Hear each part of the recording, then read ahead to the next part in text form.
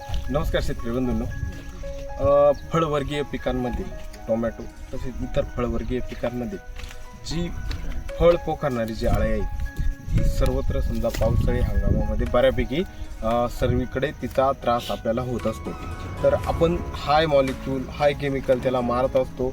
तात्पुरत्या स्वरूपात ते रिझल्ट येत असतात, पण कायमस्वरूपी आपल्याला किंवा सातत्याने ते येऊ नये किंवा त्याचा जास्त दिवस आपल्याला काळात प्रभावी नियंत्रण मिळवण्यासाठी तसे आपल्याला काही रिझल्ट कोणत्याही याचे मिळत नाही. पण जैविक कीटकनाशकांमध्ये आपण तशा प्रकारे दीर्घकाळ त्याचे रिझल्ट राहावे असे आपण नक्कीच रिझल्ट घेऊ शकतो आणि घेतलेले पण आहे. तर हा आपला सदरील प्लॉट, हा टोमॅटोचा प्लॉट, याच्यामध्ये आपण दमनयल आणि कालीचक्र ह्या दोन्ही जैविक कीटकनाशकांचा वापर केला आहे.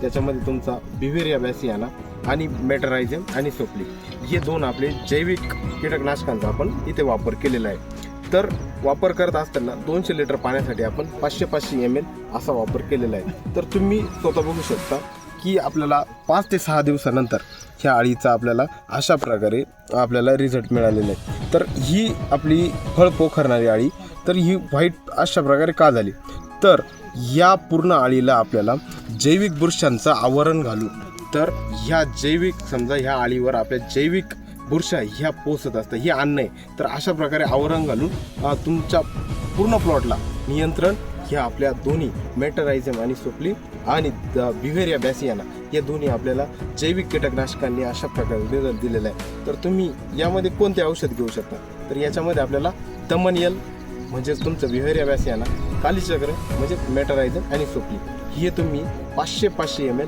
200 लिटर पाण्यासाठी वापरून तुम्ही कोणत्याही फळवर्गीय पिकांना किंवा फळ पोखरणाऱ्या अळीला आपण याचा वापर करू शकतो. धन्यवाद.